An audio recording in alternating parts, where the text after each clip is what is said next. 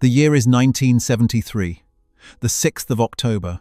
Over the bleached, sun-scorched expanse of the Sinai Desert, an Egyptian pilot, call sign Talon 3, feels a cold prickle of sweat trace its way down his spine. He is flying low, dangerously, terrifyingly low. His Mi-G-21 fishbed, a jewel of Soviet engineering, screams across the sand at over 500 knots. His knuckles are white inside his gloves, his eyes scanning not the empty sky above, but the jagged horizon ahead. This is the doctrine, this is the plan. Soviet instructors had drilled it into him for months. The Israelis, with their American-made Phantoms, rule the sky above 10,000 feet. Their radar is powerful. So, you do not go there. You fly under it. You fly in the clutter. Clutter. It is the tactical godsend, the physical law that keeps him alive. On the green glowing radar scopes of the Israeli fighters and their ground controllers, the earth itself is a deafening roar. The energy from their radar beams splashes against mountains, dunes and buildings, bouncing back in a chaotic, meaningless storm of green static. A tiny, fast-moving fighter jet flying inside that storm is invisible. It is a needle in a haystack made of needles.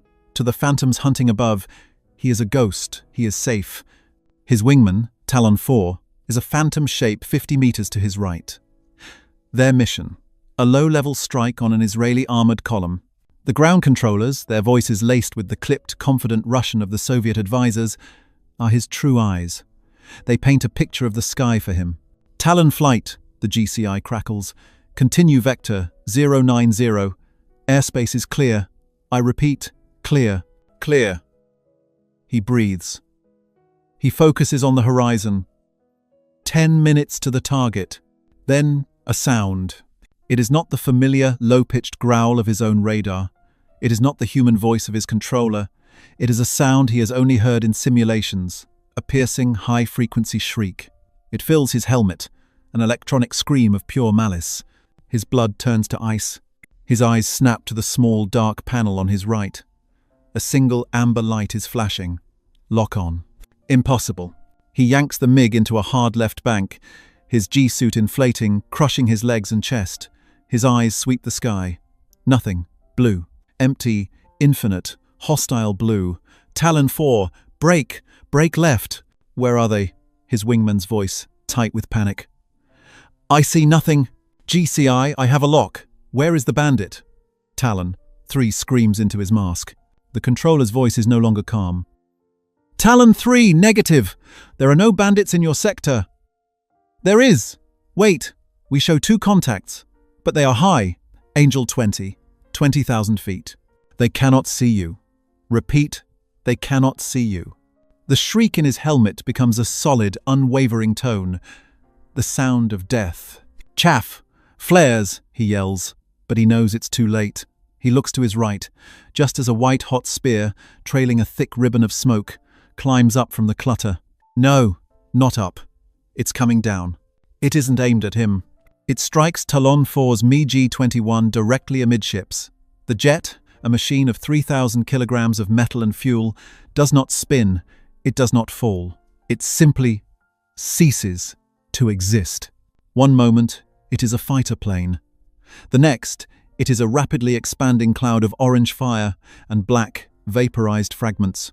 The shockwave hits Talon 3's jet like a physical hammer, tossing him violently. It doesn't hesitate. He firewalls the throttle, dumps his ordnance, and dives, pushing his nose down until he is barely 20 meters above the desert floor, praying the radar that guided that missile cannot follow him. He does not stop until he is back over the Suez, his fuel tanks on empty, the ghost tone of the lock-on still ringing in his ears. The debriefing room at the airbase is thick with cigarette smoke and fear. The Egyptian commanders are silent, their faces ashen. The Soviet advisory team, led by a hard-faced polkovnik, a colonel from the PVO, the Soviet Air Defense Forces, is in charge. The polkovnik paces, his boots loud on the concrete floor. The GCI tapes are replayed, over and over. Here, the polkovnik snaps, jabbing a finger at the green-black radar display. This is us, Talon flight, 500 feet. He points to 2 other blips, faint and high. And this is the enemy. 4 phantoms. Altitude, 22,000 feet. He rewinds the tape. The Egyptians are in the clutter, The phantoms are high. They are in the blue. At this moment, the American radar, and he says the word with a sneer, is pointed down. It is looking at the ground. He slams his hand on the console. So, what does it see? It sees this. He gestures to the chaotic, flickering grass at the center of the display. It sees the Sinai. It sees hills. It sees static. It is physically impossible for them to distinguish a MiG from a sand dune. This is a law of physics. The young, surviving Egyptian pilot Talon 3 speaks. "Colonel, it locked onto me. It came from above." "The tapes are clear," the polkovnik shouts. "They fired from 20,000 feet. They shot down into the clutter." "How? How did they see you? Was it a spy on the ground? A visual lucky shot?" "No, Colonel," the pilot says, his voice quiet, trembling. "It was not luck. The tone was solid. It was a hard lock. They saw us on their radar. They saw us when we were blind. They were hunting us from a place we thought was safe." A cold silence fills the room. The implications are catastrophic. This incident, and hundreds like it, sent a shockwave of pure, undiluted panic through the entire Soviet military establishment. This was not a tactical setback.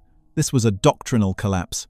The entire Soviet strategy for a ground war in Europe, a strategy that hinged on massive, low-flying air support to overwhelm NATO positions, was now, potentially, suicidal.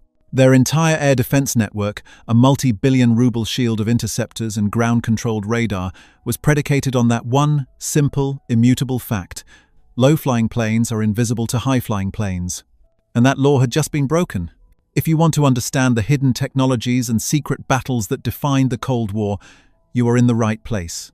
Subscribe to Cold War Impact as we uncover the stories of the weapons and the warriors that held the world in a delicate, terrifying balance. For the Kremlin, this was not just a mystery.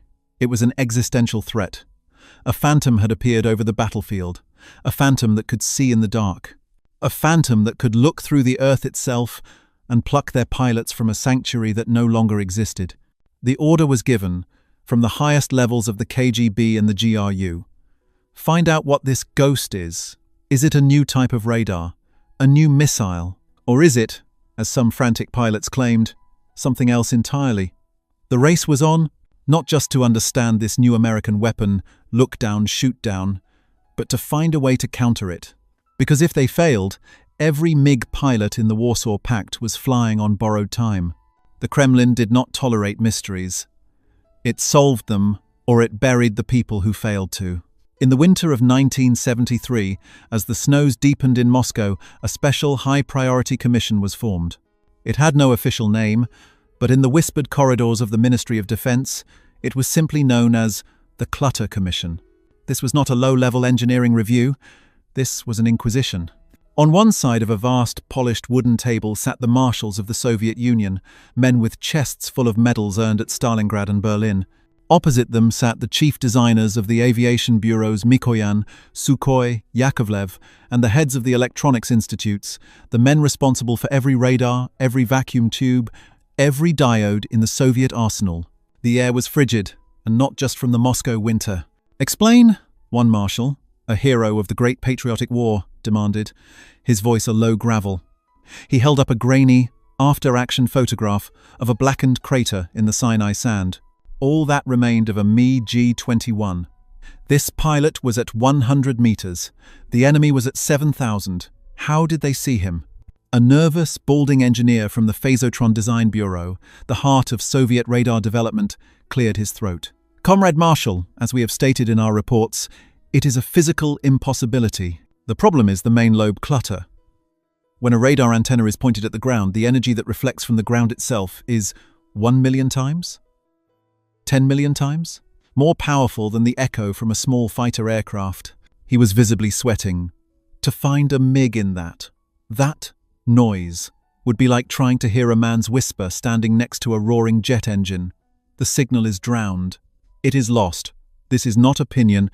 This is physics. "Then your physics is wrong," the marshal roared, slamming his fist on the table. "Or, this is not radar." The room fell silent. What do you mean, Comrade Marshal?"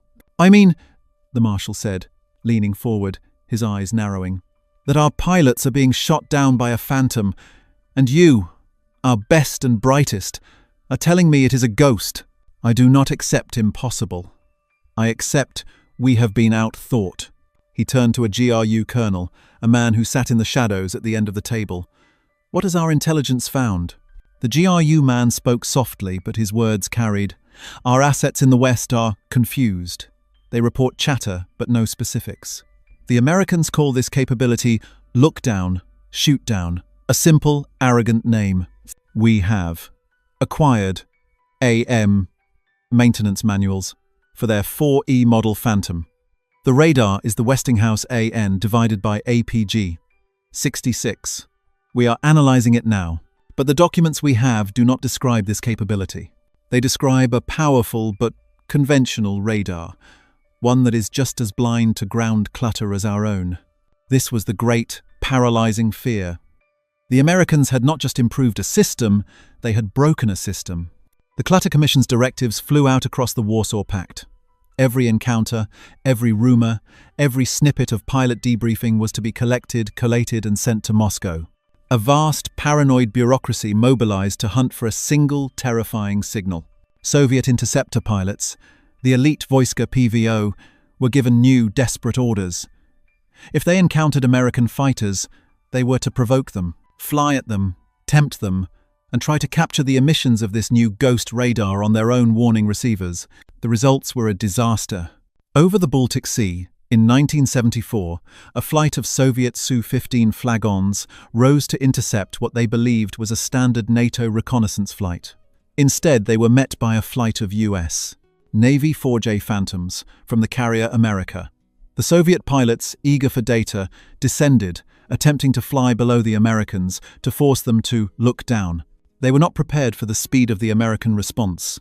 The Soviet flight leader, a veteran with over 1,000 hours, suddenly heard the same terrifying shriek that his Egyptian comrades had described.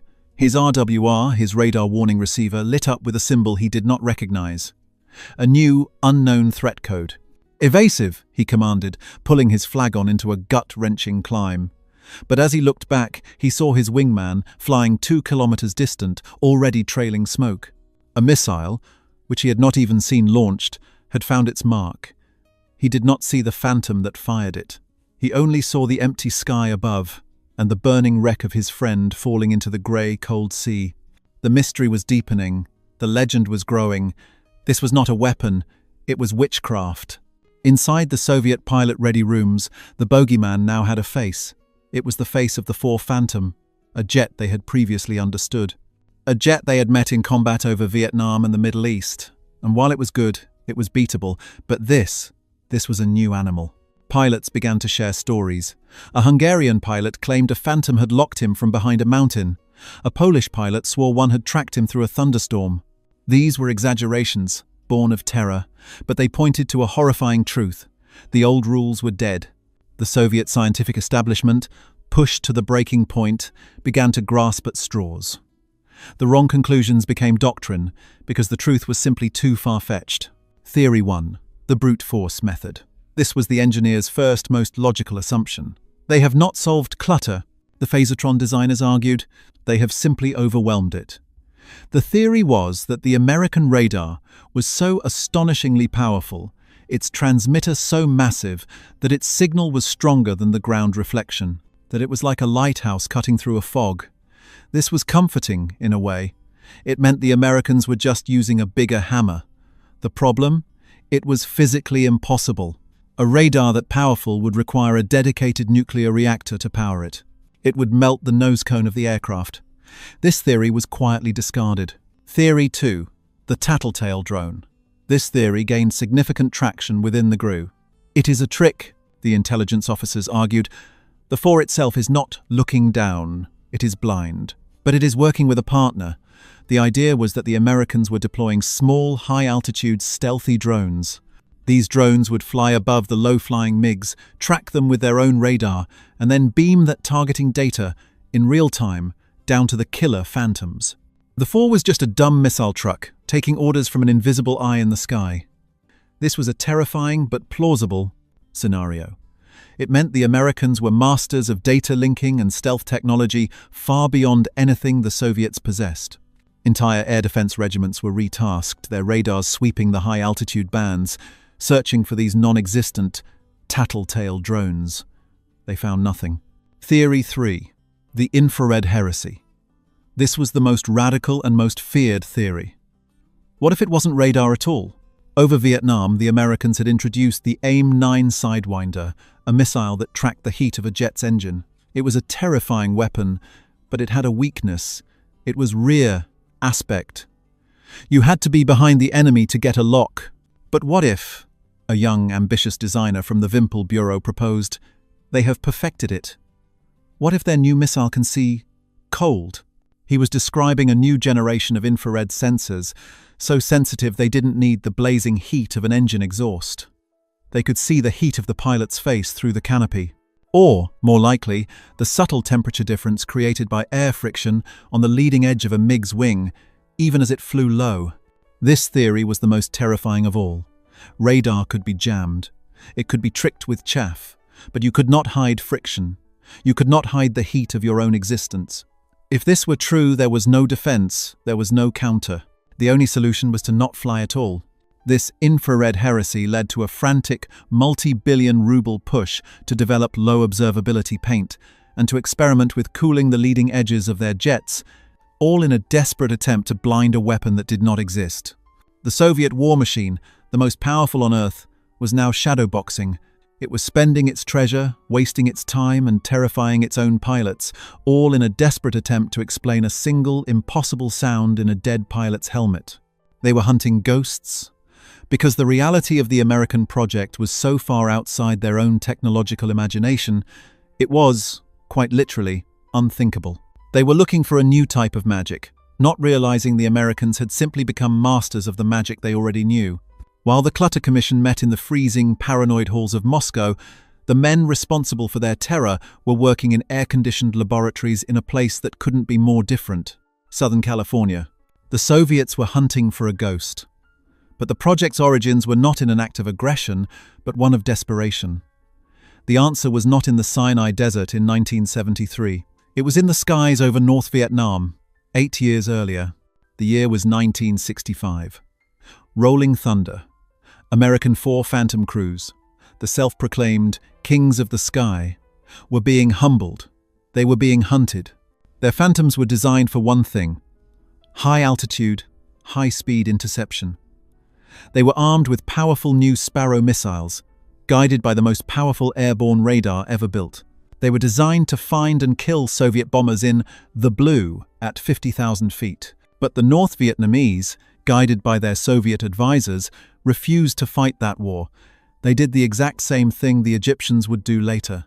They flew low. A typical engagement was a nightmare for the Phantom crews. They would be feet dry over North Vietnam, flying high and fast, their powerful radars pointed down, seeing nothing but a chaotic, green-fuzzed mess of ground clutter. They were blind, and from that static, a tiny, fast-moving shape would suddenly climb up at them, like a shark from the depths. A MiG-17 or MiG-21, its cannons flashing. The Vietnamese pilots, guided by ground controllers who could see the high-flying Phantoms clear as day, would execute a perfect low-to-high ambush. They would get in close, inside the Phantom's minimum missile range, and tear them apart with World War II-era cannons. The Americans were losing planes. They were losing pilots. The kings of the sky were being bled by an enemy who was exploiting a single fundamental weakness. The most powerful radar in the world was rendered useless if it was pointed at the ground. In 1967, the order came down from the Pentagon with the simple, brutal clarity of a failing war. Fix it. Fix it now. I don't care how. Find a way to see in the clutter. The problem was handed to the brilliant but rival engineering houses of Westinghouse and Hughes.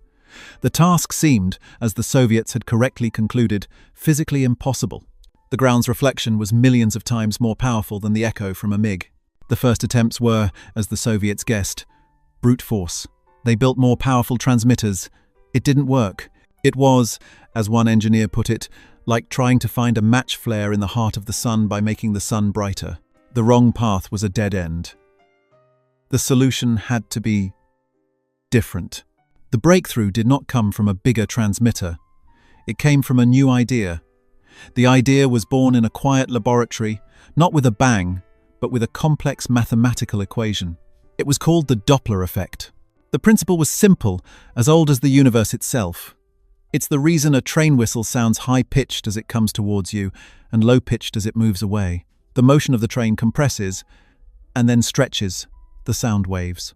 The Westinghouse engineers, working on a new radar they called the AN divided by APQ 120, asked a revolutionary question. What if we stopped looking for a blip and started listening for a whistle? The ground, the mountains, the buildings from the perspective of a fast-moving phantom, all of that clutter is moving away at a single, predictable speed. It has a single, massive, low-frequency Doppler tone. It's a deep, booming bass note that drowns out everything else. But a Mi-G21, flying low, head-on to intercept, it is moving towards the phantom. Its radar echo is not the same. It's compressed. It is blue-shifted. It has a different tone, a high-pitched, insistent shriek. The Soviet engineers had been right. It was like trying to hear a whisper next to a jet engine. Their mistake was that they stopped there. The American engineers decided to build a filter. This is where American ingenuity, fueled by the white-hot revolution in microelectronics, changed warfare forever. They designed something that the Soviets, still reliant on vacuum tubes and heavy analog systems, could not even comprehend: a digital signal processor. It was a primitive computer, a box of wires and circuit boards that, by modern standards, is less powerful than a pocket calculator. But in 1970, it was magic. This magic box was given a single ruthless instruction: listen to the world. Take every single radar echo that returns. Now identify that one massive low-frequency bass note of the ground clutter and delete it. In one elegant, complex-as-hell piece of code, the American engineers did the impossible. They taught a computer to make the entire planet Earth invisible. The first time they tested it was at a secret range over the desert. A test pilot, his voice trembling with excitement, called back to the control room. I don't believe it. The ground is gone. My scope. It's just black. It's clean. Okay, test pilot. The engineer's voice crackled back. Now look for the target. We have a drone flying at 500 feet. The pilot was silent for a moment. Holy, his voice was a whisper. I see him. I see the drone. He's a bright, shining light. I have a hard lock. It's like he's the only thing in the sky. This was the source of the ghost. It wasn't a new missile. It wasn't a stealth drone. It was an IV Phantom, flying high and safe in the blue. But now, when its pilot pointed his radar at the ground, he didn't see a storm of green static. He saw a pristine, black, God's eye view of the battlefield. And against that pure black, the tiny, fast-moving blip of a low-flying MiG, a blip with that unique, high-pitched Doppler whistle. It shined like a star. The Americans had not just built a better radar. They had built a smarter one. They had taught a machine to see the motion of the enemy, not just his shape. This was look down, and now they could pair this revolutionary new eye with their most reliable killer, the AIM-7 Sparrow missile, a weapon that had been frustrated by the clutter problem for years. Now, it was unleashed. The radar would lock onto the blue-shifted target, feed the data to the missile, and fire. The missile would ride that beam, ignoring the ground, ignoring the chaff, ignoring everything except that one unique Doppler signature.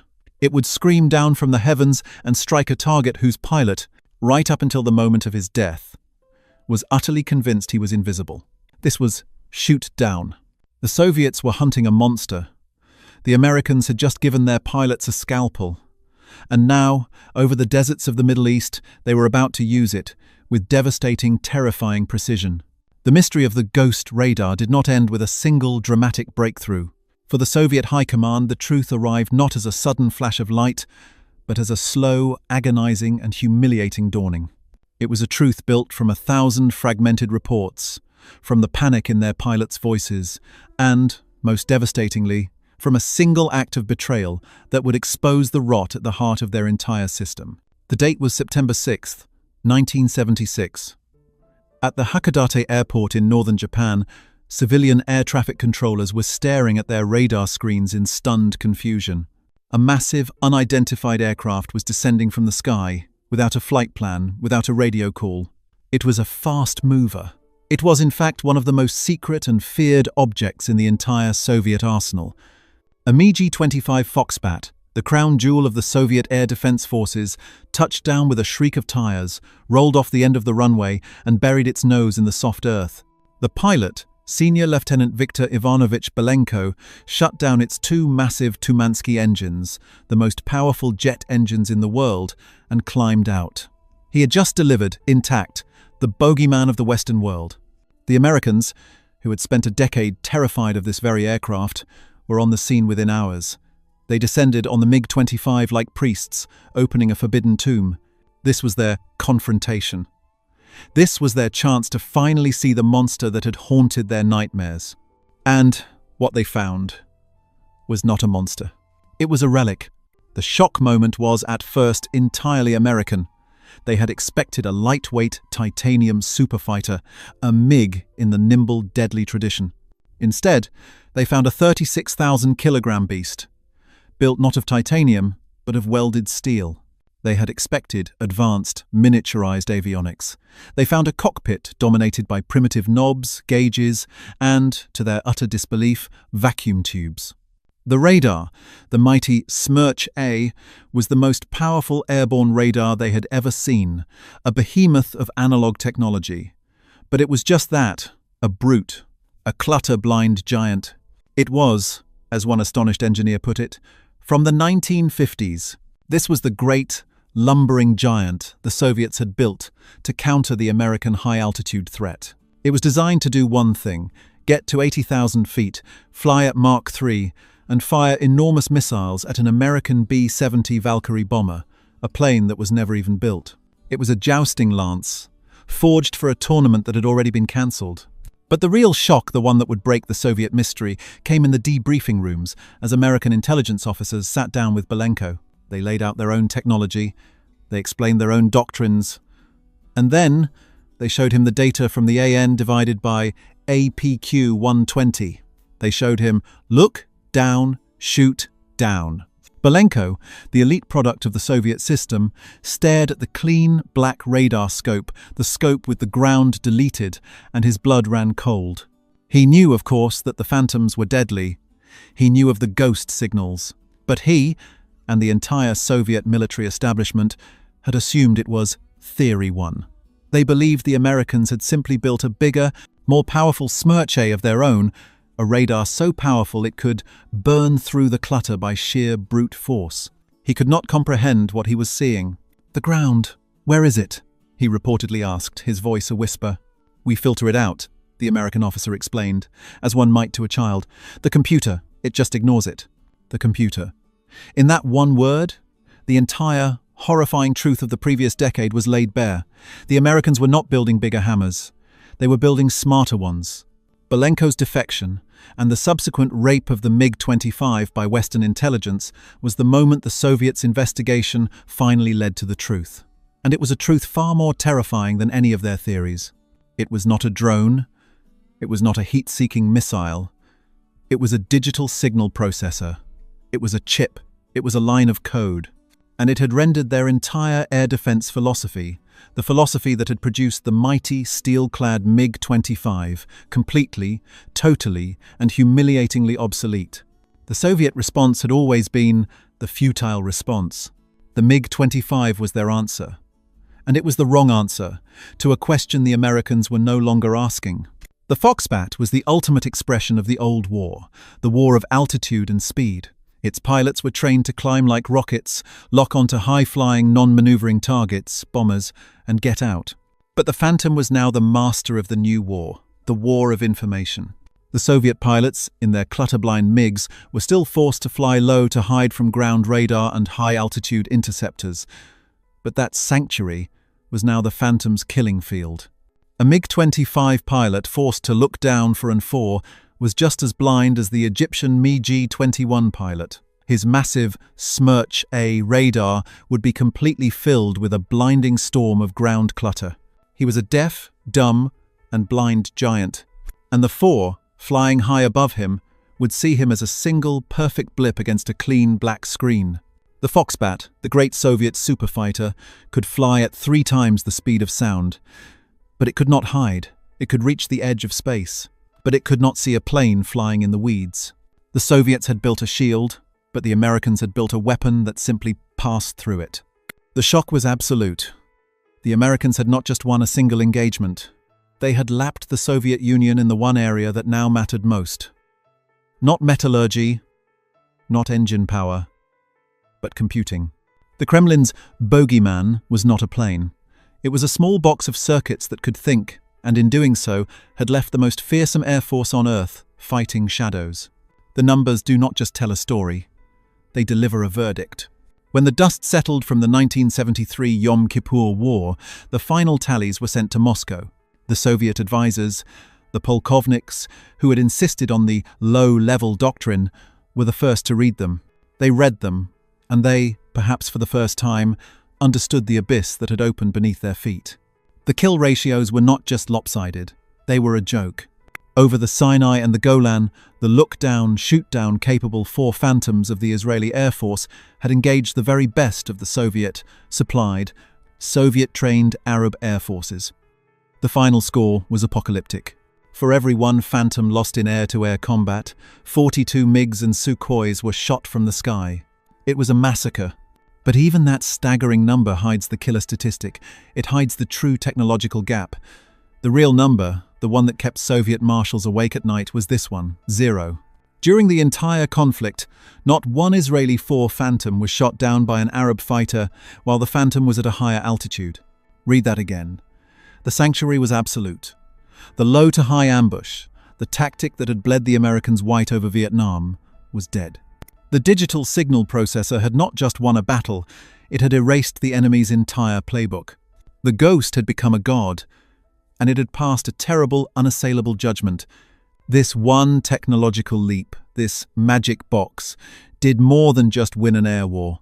It exposed the fatal systemic flaw at the heart of the entire Soviet experiment. It was the moment the world saw the devastating difference between imitation and innovation. The Soviet system was the greatest imitation machine ever built. It was a marvel of industrial espionage. The GRU could steal anything: blueprints for a nuclear warhead, a jet engine turbine blade, a radar housing. And the vast, centralized industrial apparatus could copy it brilliantly. The MiG-25 was the perfect example. The Americans were building the SR-71 and the B-70, so the Soviets built a counter. They stole the idea, and they built a steel-welded vacuum tube-powered answer. They imitated the what, but they could not under any circumstances imitate the why. The AN divided by APQ-120, the look-down, shoot-down radar, was not a thing. It was a thought.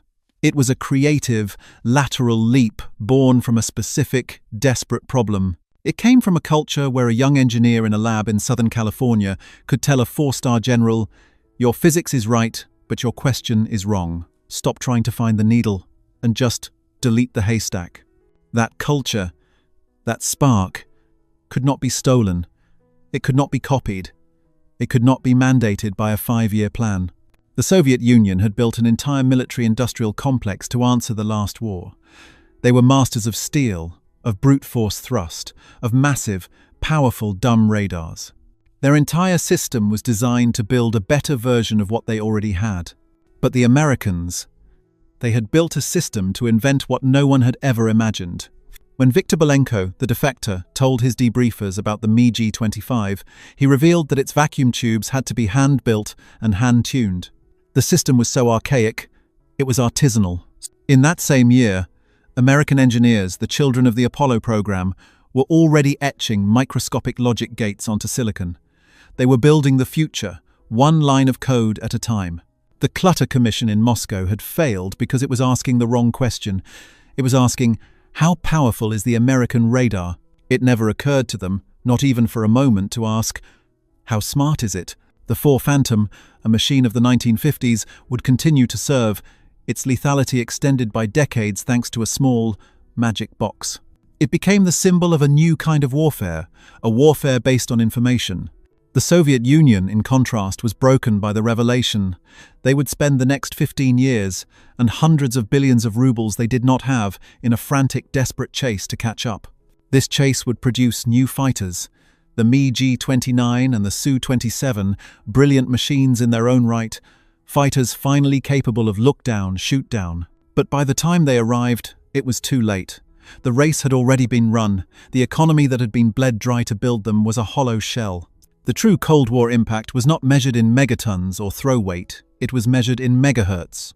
In the end, the Cold War was not won by the B-52, or the Trident submarine, or the Moan tank. It was won by a small team of anonymous engineers who faced an impossible problem, the problem of clutter. They didn't just solve it, they used it as a weapon. They weaponized the laws of physics. They taught a machine to see a whisper in a hurricane. And in doing so, they rendered the entire Soviet military blind, deaf, and terrified. The sound that echoed in that Egyptian pilot's helmet in 1973, that high-pitched digital shriek, it was not just the sound of a missile lock. It was the sound of an empire, beginning its long, inevitable fall. July 4th, 1956.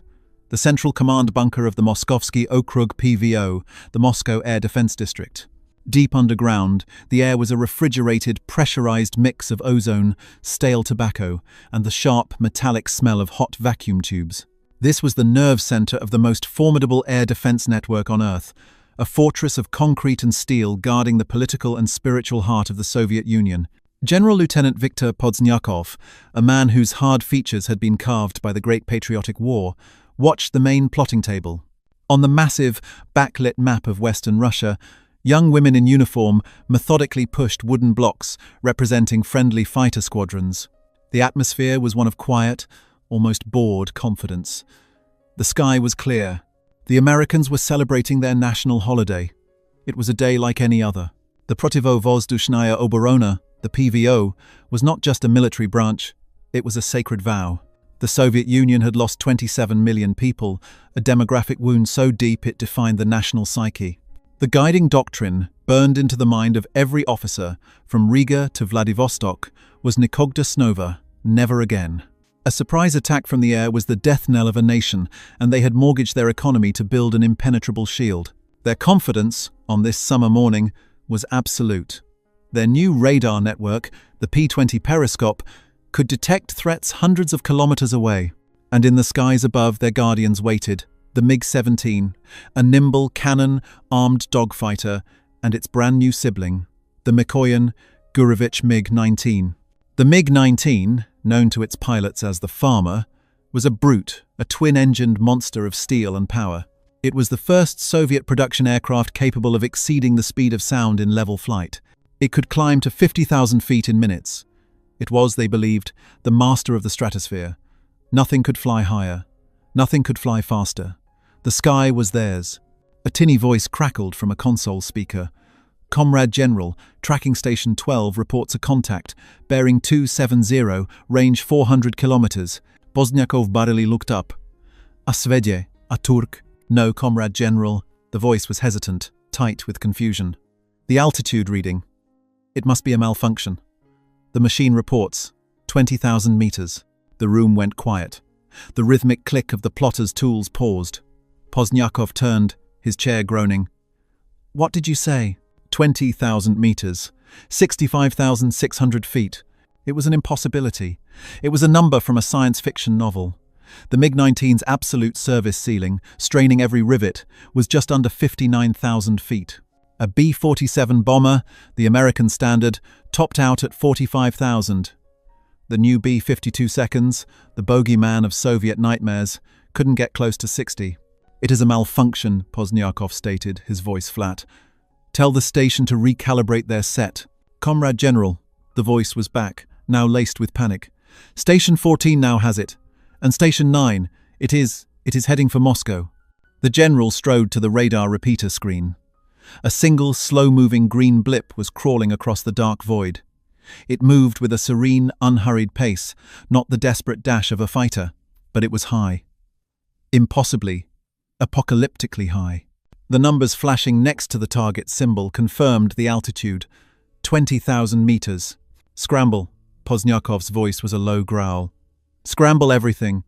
I want MiGs in the air now. All sectors. Within minutes, the air was torn apart by the sound of afterburners. From Kubinka Air Base, pilots sprinted to their aircraft, pulling on helmets, their minds racing. The order was nonsensical. Angels 65 plus. They climbed, pushing their engines to the red line.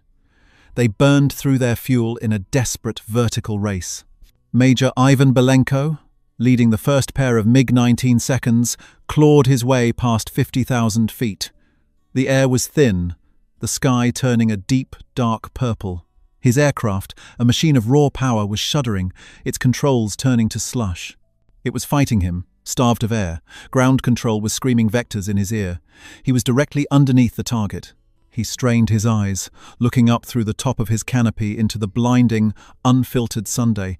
And then he saw it. It was not an aircraft, not in any sense he understood.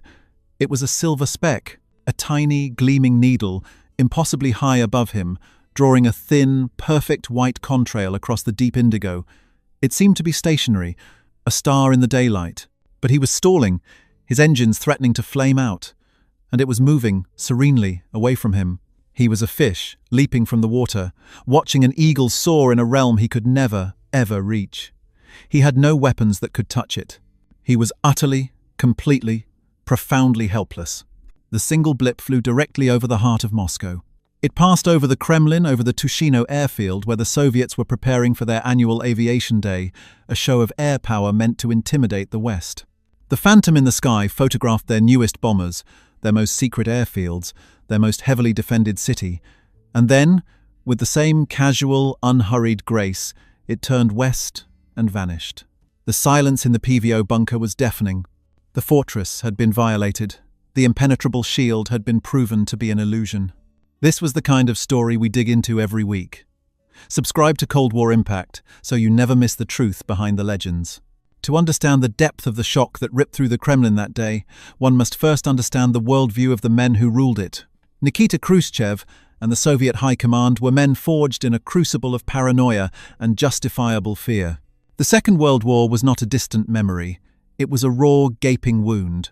Their doctrine was built on a foundation of massive, overwhelming industrial and military might. They built tanks by the tens of thousands. They built an air defense network that dwarfed any other on Earth.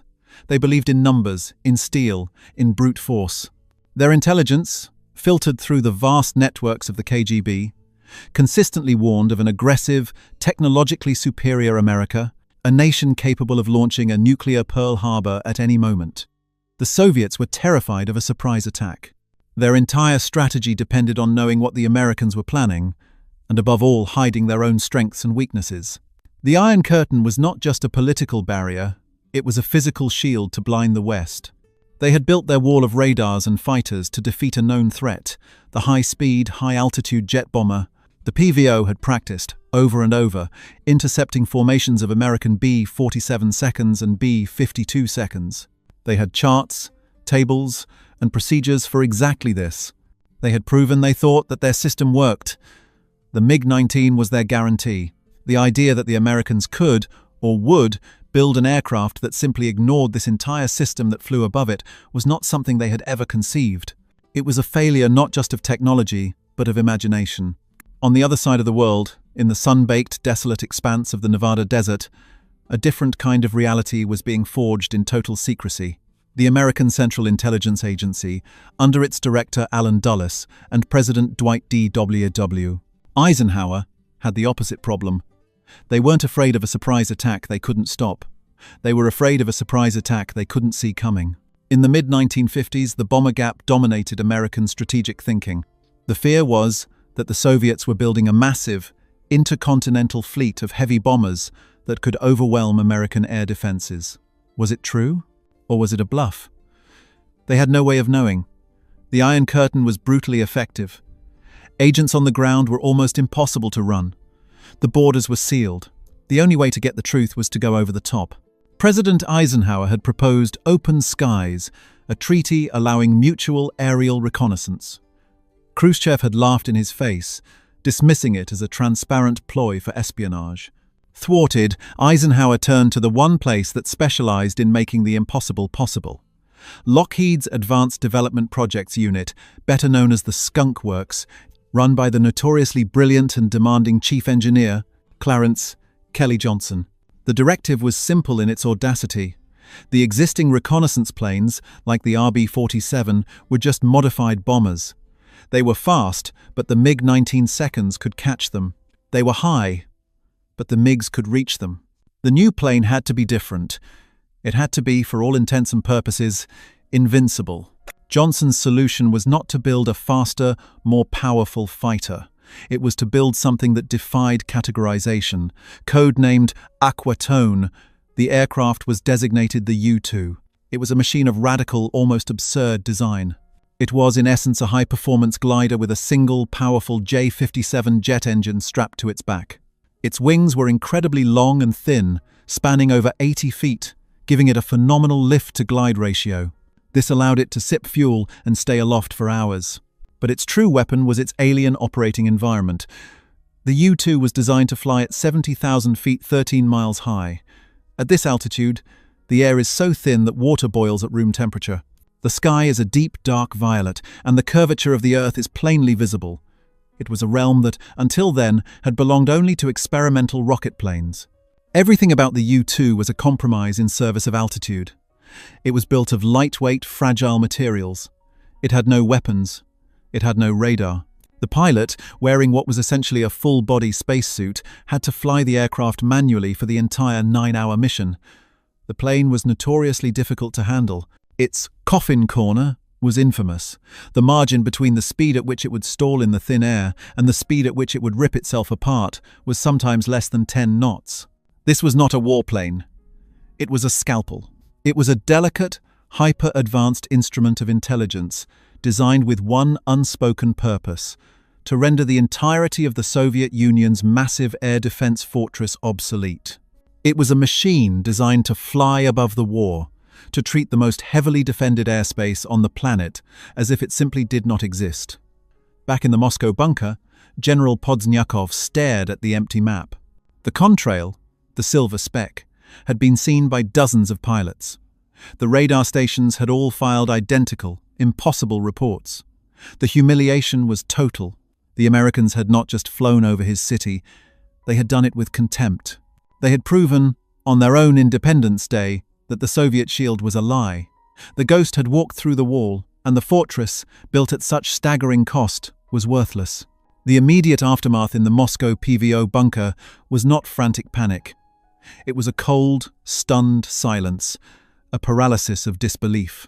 General Podznyakov and his officers were military men, professionals who believed in the immutable laws of physics and aerodynamics. Their machines, their training, and their entire careers were built on a foundation of known quantities. The event that had just transpired, the effortless violation of their capital, did not fit their reality. It was a system error, a tear in the fabric of their world. The first reports, handwritten and stamped Osobay Papka special folder, for the eyes of the High Command only, were a tangle of confused, contradictory, and terrified eyewitness accounts. Pilots reported a silver disc. Radar operators claimed the target disappeared and reappeared. Some ground observers, catching a glint of the high-altitude contrail in the evening sun, even reported a comet. The system had been so overwhelmed by the impossible data that it had broken down, not just mechanically, in its inability to track and intercept, but psychologically. In the Kremlin, the report landed on Nikita Khrushchev's desk like a grenade. The Soviet premier, a man of volatile, earthy passions, exploded. He was not a fool. He knew exactly who was responsible and what it meant. He had just publicly declared that the Soviet Union was turning out missiles like sausages, boasting of a technological prowess that would soon bury the West. Now, the Americans had made him a liar in his own backyard.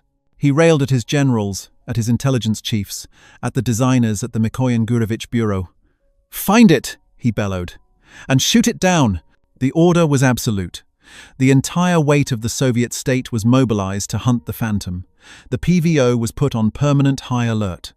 Elite fighter wings were moved to key Western air bases. The new S-25 Berkut surface-to-air missile system, a massive, complex, and ruinously expensive fixed-site defense ringing Moscow, was brought to full readiness, its crews sleeping in their bunkers. The KGB's first chief directorate, responsible for foreign intelligence, was tasked with a single, overriding priority: discover the secret of the American ghost plane. They had no idea what they were hunting.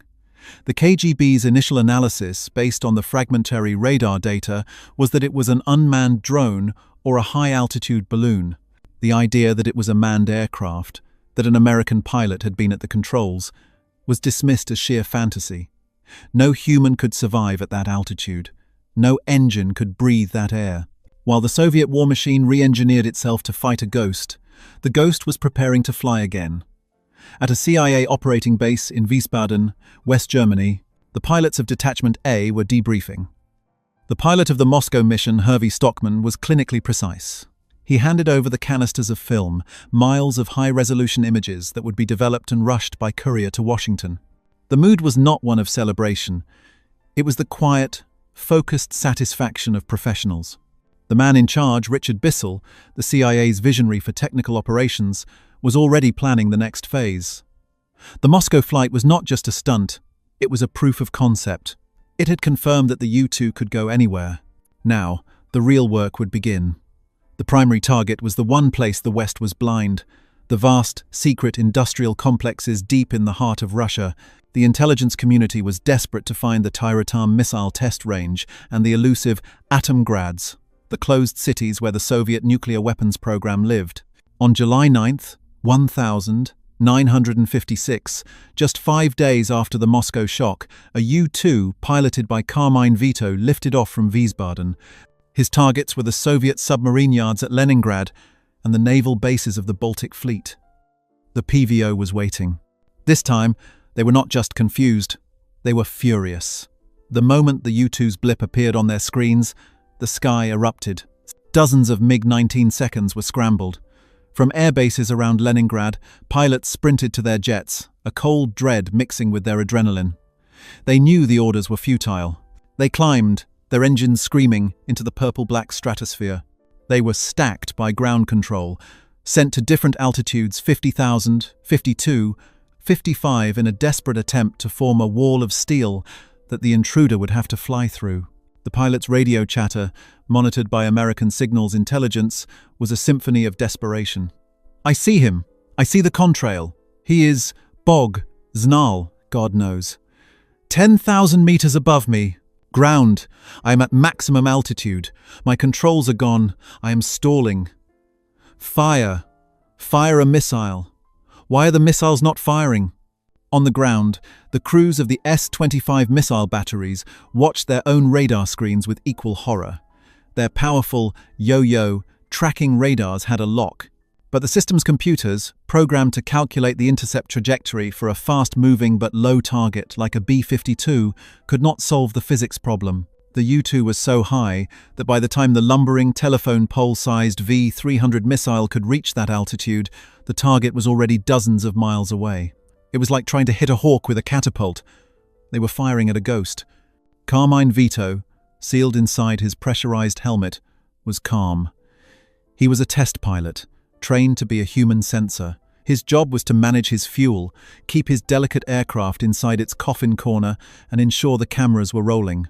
Far below him, he could see the contrails of the MiG interceptors, tiny white scratches against the blue and white marble of the Earth. They looked like futile, angry gestures, insects trying to swat a satellite. He saw their missiles, arcing up, gleaming in the sun as they climbed, only to lose energy and fall harmlessly back to Earth, miles below his wings. He wasn't just observing them, he was cataloguing them. His mission was not just photography, it was electronic intelligence. The U-2 was a ferret, its belly bristling with antennas designed to listen. As the Soviets scrambled their fighters and activated their missile radars, they were screaming their secrets into the sky. The U-2 recorded the exact frequencies of their ground control intercept radios. It mapped the precise locations and signal types of their fansong and yo-yo radars. It identified the electronic signature of their entire air defense network. The Soviets, in their frantic, desperate attempt to shoot down the intruder, were handing the CIA the keys to their kingdom. They were unwittingly providing the United States with a complete electronic map of their most secret defenses. Every missile they fired, every fighter they scrambled, only made the Americans stronger. The psychological impact on the PVO was catastrophic. The Leningrad mission was followed by another and another. Each time, the same result: utter, humiliating failure. The pilots, the Falcons of the motherland, were being asked to do the impossible, to fight a war in an element their machines could not reach. They would land, their fuel exhausted, their bodies shaking from the strain of pushing their aircraft to their breaking points. Morale plummeted. They were the best pilots in the Soviet Union, flying the most advanced interceptors, and they were being treated with contempt. This was not warfare. It was a mockery.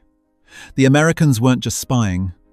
They were rubbing the Soviet Union's face in its own technological backwardness. The single, untouchable aircraft was a message, delivered with brutal clarity. Your fortress is an illusion. Your best weapons are toys.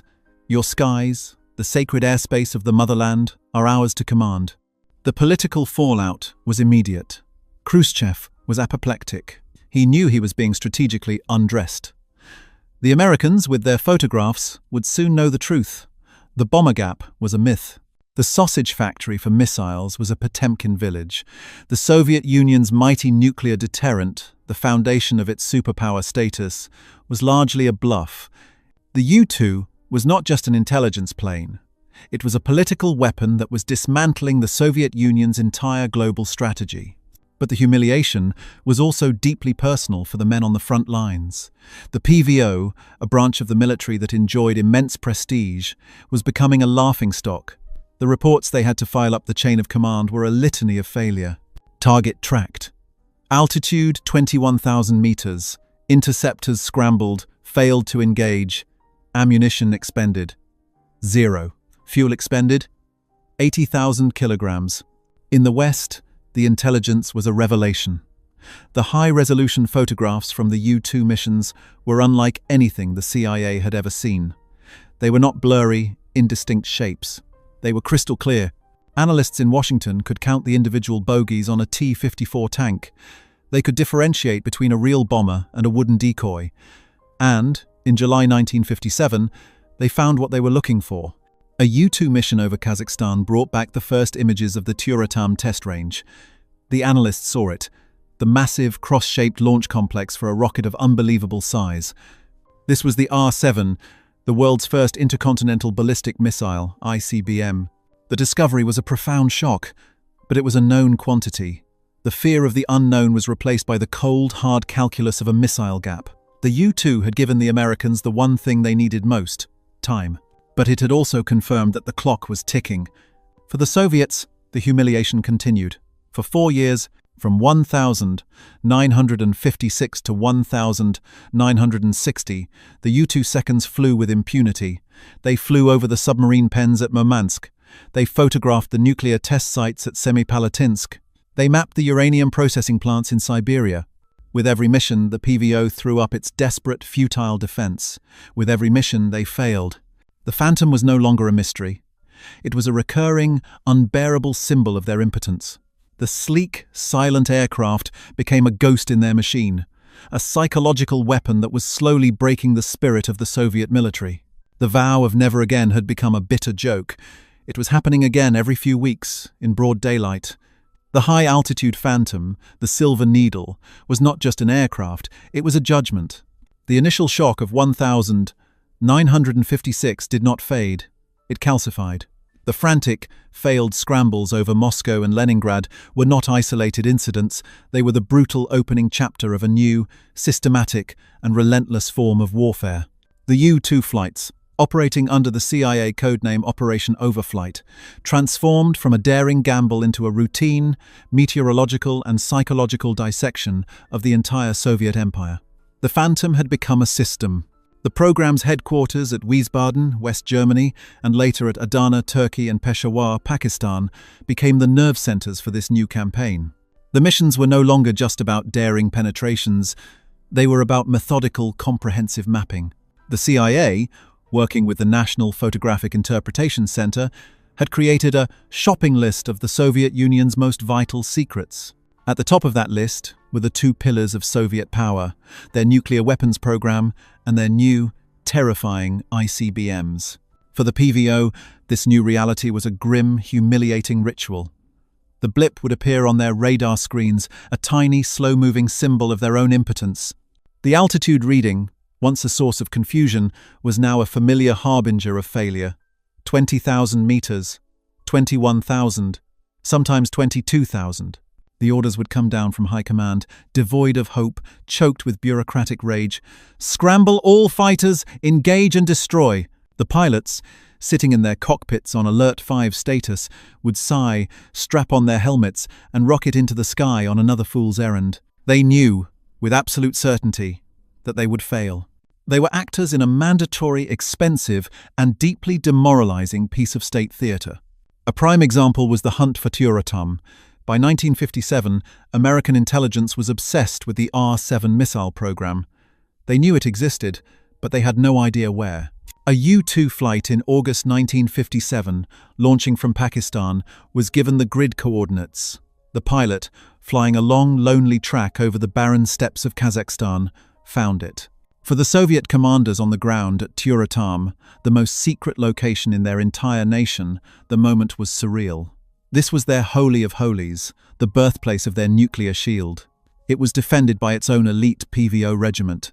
And as they watched their radars, the American ghost plane sailed serenely overhead, its high-resolution cameras methodically scanning every launch pad, every assembly building, every rail line. They scrambled their local interceptors. The pilots climbed, pushed their engines, and watched the Silver Needle draw a perfect line across their sky, far, far above them. They were guarding the most important secret in the world, and they were as helpless as if they were shaking their fists at the moon. When that film was processed in Washington, the analysts at NPIC stared in stunned silence. There it was, the massive, cross-shaped launch complex, the R-7 itself, visible on the pad. The missile gap was real. But now, it was a known quantity. The system was working. This systematic failure gave birth to a haunting, recurring symbol. It was not a sound. The U-2 was too high and too slow to create a sonic boom. It was a visual, an image that burned itself into the minds of a generation of Soviet pilots and soldiers. It was the contrail. At 70,000 feet, the U-2 disturbed a layer of the atmosphere so cold and stable that its exhaust condensed into a pencil-thin, brilliant white contrail of ice crystals. In the deep indigo black of the stratosphere, against the blinding sun, this contrail would hang in the air for hours, a shimmering, unnatural scar. To the MiG-19 pilot, straining his aircraft to its breaking point at 55,000 feet, this contrail was a personal insult. It was a tangible line, drawn just above his reach, a chalk mark on a blackboard he could not touch. He would fly towards it, his jet shuddering on the edge of a stall, and see the tiny silver speck at its tip, pulling away from him with the slow, inevitable arrogance of a god. He would return to base, shaking with frustration, having to file another report of failure, all while the evidence of his impotence, the white line, was still visible to everyone on the ground. For the radar operator in his bunker, it was a torment. His screen showed a target he could not hand off to his missile batteries. He would track it, make his reports, and listen to the useless, angry chatter of the pilots. The blip was a recurring nightmare, a weekly reminder that the enemy was technologically superior. And for the ordinary Soviet citizen in cities like Kiev or Leningrad, it was a source of baffling, terrifying rumor. On a clear day, they would look up and see it. A star moving in broad daylight. It was too high to be a normal plane, too slow to be a meteor. It was a silent, ominous presence. The official state propaganda, the posters of heroic PVO crews and invincible missiles, claimed the skies were secure. But the lie was visible, written across the sky for all to see. The contrail was the psychological weapon. It was the calling card of the phantom. It was the visible proof that the Iron Curtain, the great symbol of Soviet isolation and power, was a fiction. The Americans could part it at will. This relentless, systematic pressure forced the Soviets to become more desperate. The PVO developed new, frantic tactics. They began attempting snap-up attacks. MiG-19 seconds, and later the newer, faster Sukhoi Su-9, would be vectored by ground control to a point not at the U-2, but in front of it. The pilots would then perform a zoom climb, pulling the jet into a near vertical ascent, trading all their speed for a few thousand feet of altitude. Imagine the pilot, his body crushed by G-forces, his engines screaming, his aircraft shuddering, clawing its way to 60,000, 65,000 feet. He would be completely blind, flying on instruments, and the desperate voice of his controller. At the apex of his climb, on the verge of a stall, he would have a few seconds to try and find the target. to point his nose at the silver speck and unleash a salvo of unguided rockets, praying for a 1-in-a-million hit. Then his energy bled off, his fighter would stall, the engines would flame out in the thin air, and he would fall, tumbling thousands of feet back to Earth, frantically trying to restart his engines. It was a suicidal medieval tactic, like a knight charging a machine gun. And it never, ever worked. The U-2 pilots in their pressurized cockpits would occasionally see them, the brief, distant flash of a rocket salvo, arcing harmlessly, miles below and miles behind. They were ghosts, firing at a phantom. This was the new normal. From 1956 to 1960, the U-2 conducted over 20 successful deep penetration flights. The program systematically mapped the entire Western and Southern Soviet Union. It found the bomber bases. It found the missile sites. It found the nuclear plants. It proved, conclusively, that the Soviet military, for all its terrifying size, was a hollow giant, technologically a decade behind the West. But the system, and its haunting symbol, had also created a wound in the Soviet psyche. It was a wound of humiliation, a deep, festering anger that went all the way to the top. Khrushchev, slammed on the world stage by the U-2's revelations, was a man obsessed. He had given his engineers a blank check. He had told them to build a missile that could reach the heavens. He was no longer just trying to stop an intelligence threat.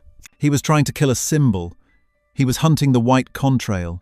The persistent, ghostly intrusions of the U-2 were no longer a military secret. They were a festering political wound. The reports landing on Nikita Khrushchev's desk in the Kremlin detailed not just the failures of his PVO, but the precise locations of his most secret bomber bases, his submarine pens, and his fledgling missile silos. The Americans were not just spying, they were compiling a target list. Khrushchev, a man who staked his entire political reputation on Soviet strength, was being exposed as a fraud. He had boasted to the world that his air defenses could hit a fly in the sky. The U-2 was making him a global laughingstock. His generals, men like Marshal of the Soviet Union Sergei Biryuzov, commander of the PVO, were in a state of quiet panic. They were technologically outmatched, and they knew it. In 1958, in a series of furious, closed-door meetings, the order was given. This was not a request for a new fighter. It was a demand for a revolution. The problem was not just altitude. It was the entire Soviet air defense philosophy. It was failing. The Kremlin turned to the brilliant, mercurial engineer Pyotr Grushin at the Lavochkin Design Bureau. The directive was unequivocal. Build a weapon that can kill the American Phantom. Price was no object. Failure was not an option. The result was the S-75 Divina, known to NATO as the SA-2 guideline. This was not just another missile. It was a purpose-built U-2 killer. It was a two-stage, solid-fuel rocket, more than 30 feet long. It was guided by a powerful new ground control radar, the RSN-75, codenamed Fansong by NATO. This radar was not a simple searchlight. It was a sophisticated tracking and engagement system that operated on multiple frequencies, designed to lock on to a high-altitude target and guide the V-750 missile all the way to intercept. The missile itself was a brute. Its rocket motor could propel it to over Mach 3, pushing its 430-pound high-explosive warhead to an altitude of 80,000 feet. This was its key. It was designed to fly to the U-2's realm, not just chase it from below. Its warhead was equipped with a proximity fuse, meaning it didn't need a direct hit, it just had to get close. The resulting blast fragmentation pattern would shred a fragile, lightweight airframe like the U-2. By 1959, the new S-75 batteries were being deployed in a ring around Moscow and, more importantly, in secret, heavily camouflaged sites near the Soviet Union's most sensitive targets, Tyuratam, the Kapustin Yar test range, and the new nuclear weapons city of Tomsk-7. The CIA knew this. Their own electronic ferret missions had begun to pick up the new strange signals of the Fansong radars. The U-2 pilots were warned. The game was changing. But American confidence, born of 4 years of untouchable success, had hardened into arrogance. They believed the U-2 could fly high enough, and their pilots were skilled enough to simply skirt the edges of the new missile's engagement envelope. They were wrong. The Soviets, for their part, were learning. They were no longer the frantic, disorganized mob of 1956. They were becoming patient, methodical hunters. They studied the U-2's routes. They saw the patterns. The Americans liked to fly on clear days for better photographs. They often used the same entry and exit corridors. The PVO began to lay a trap, not with one battery, but with dozens. They moved S-75 battalions into position along the U-2's most predictable flight path, creating a flak trap in the stratosphere. May 1st, 1960, May Day, the most important holiday on the Soviet calendar, a day of massive military parades in Red Square, a celebration of communist power. From an airfield in Peshawar, Pakistan, a CIA pilot named Francis Gary Powers lifted off in his U-2C. His mission, codenamed Grand Slam, was one of the longest and most audacious ever planned. He was to fly 3,800 miles across the entire breadth of the Soviet Union, photographing the missile complex at Tyuratam, the industrial city of Sverdlovsk, and the new ICBM test site at Plesetsk, before landing at Bodø, Norway. As Powers crossed the border at 65,000 feet, the Soviet air defense network lit up. This time there was no confusion. They had been tracking him for 30 minutes before he even entered their airspace, their long-range P-35 radars watching his every move. In the central PVO command bunker, Marshal Biryuzov himself was overseeing the operation. For the first 2 hours of the flight, he held his fire. He let Powers fly deep, deep into the trap. He let him fly over Tyuratam, his cameras humming, his confidence building. He let him get comfortable, believing this was just another routine milk run.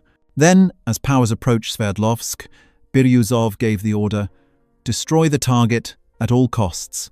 In his cockpit, Powers was listening to his headphones, his electronic warfare gear scanning for threats. Suddenly, the system didn't just chirp a warning, it screamed.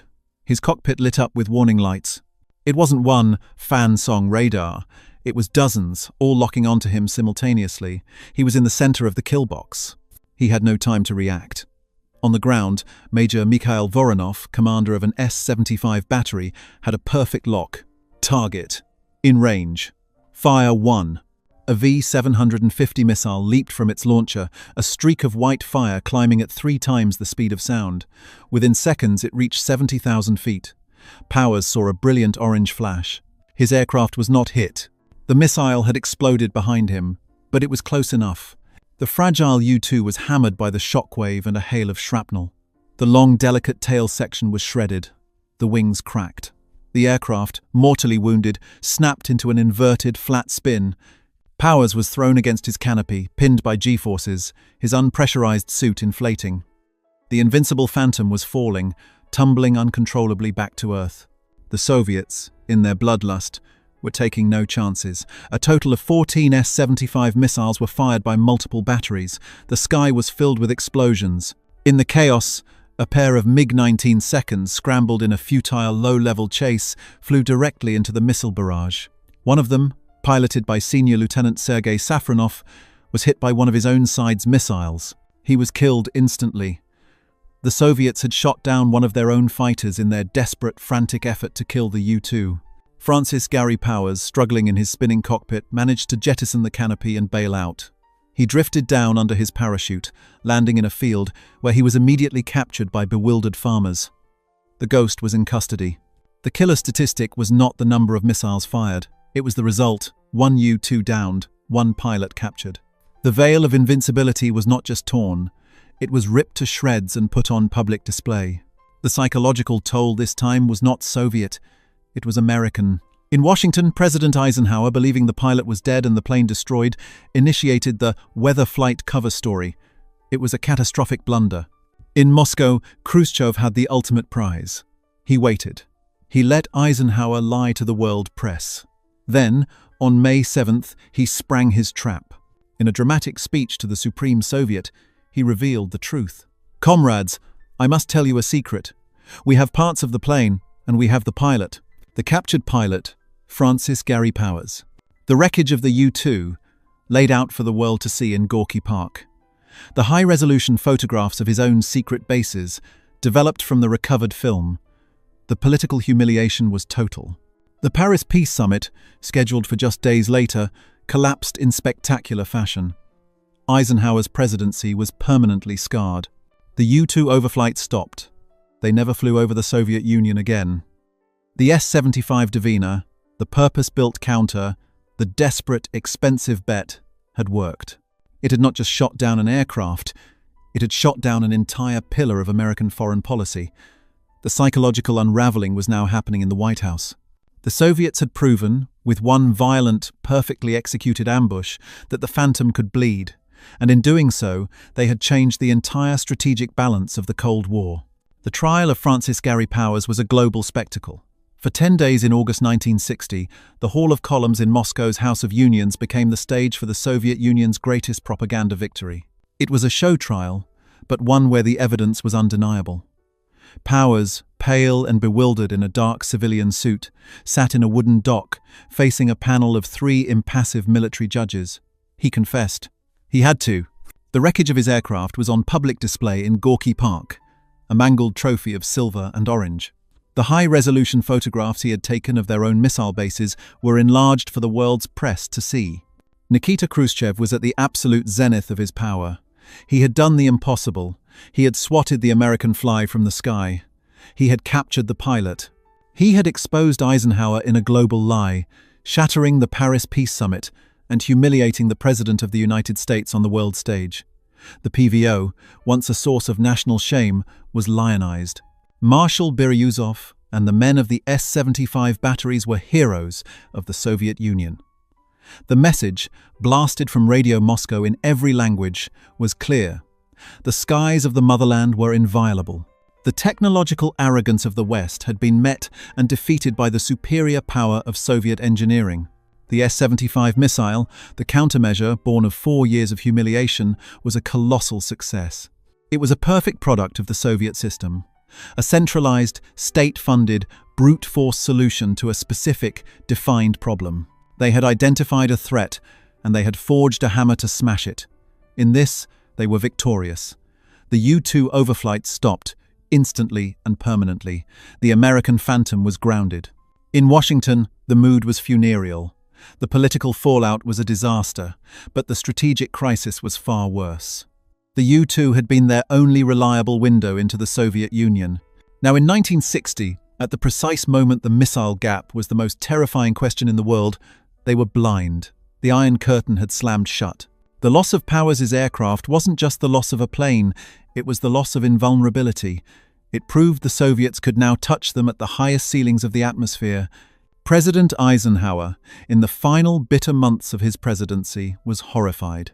He had staked his strategy on this eyes in the sky, and it had failed. The CIA's Richard Bissell, the U-2's architect, saw his grand program collapse.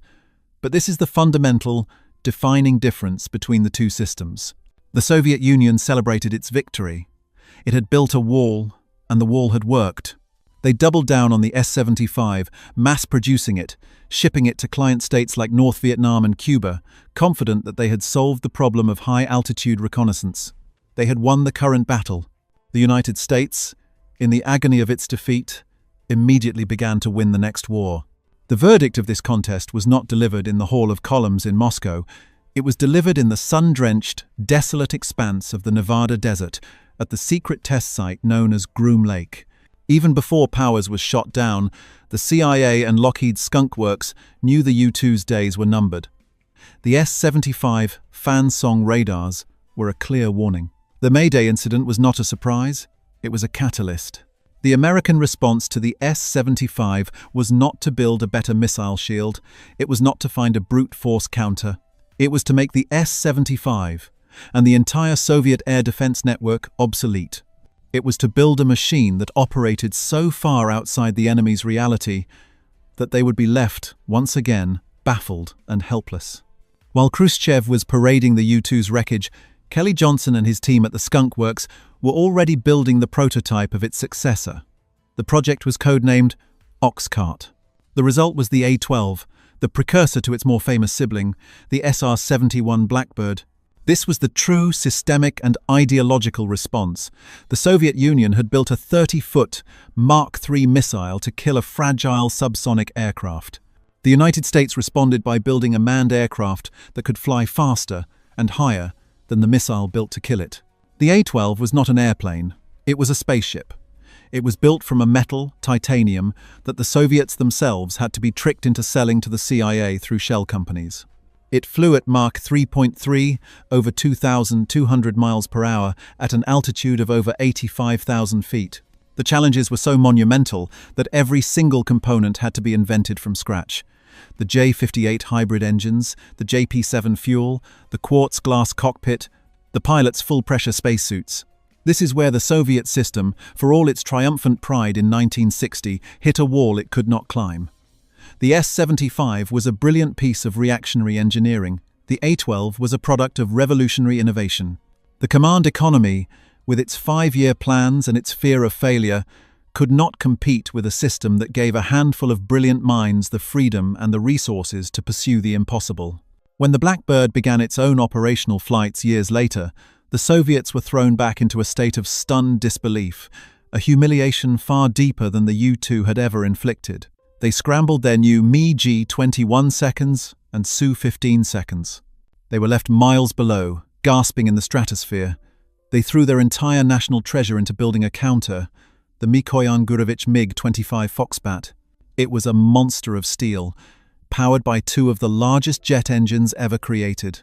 On paper, it could match the Blackbird's speed, but it was a lie. It was a product of the same flawed brute force philosophy.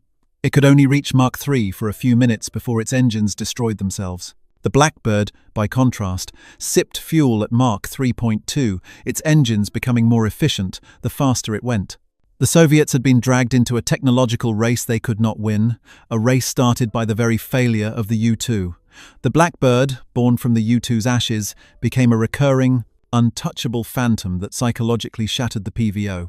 Over 1,000 missiles, including the S-75, were fired at it during its operational life. Not a single one ever hit. The ultimate demonstration of this systemic failure came not in the sky but on the ground. The arms race, this relentless technological contest exemplified by the U-2, the S-75, and the Blackbird, became a war of economics. The Soviet Union, in its desperate attempt to keep pace, to build the interceptors and missiles to stop the phantoms the West was inventing, bankrupted itself. Its command economy, so good at building massive, simple things like tanks and hammers, could not sustain the level of high-tech innovation required. It was a system built to imitate, not to invent. On the night of November 9th, 1989, a young East German border guard stood at his post at the Berlin Wall, listening to the roar of a crowd. The wall, like the S-75 missile, was a brute force solution. It was a physical, concrete barrier designed to stop a specific threat. But the system it protected was hollow. It had been economically and psychologically broken, beaten by an ideology that could invent its way out of any problem, that could turn a tactical defeat like the U-2 into a strategic, generational victory. In the final epilogue, the story of the U-2 is not one of American failure. It is the story of a system that confronted its own vulnerability, and instead of building a higher wall, chose to invent a new dimension. The wreckage displayed in Gorky Park in 1960 was not a symbol of Soviet triumph. It was a monument to their last great victory. It was the trophy they won in a battle that, by its very nature, guaranteed they would lose the war. The future did not belong to the men who built the perfect hammer. It belonged to the men who, in response, invented a machine that lived in a world where hammers didn't exist.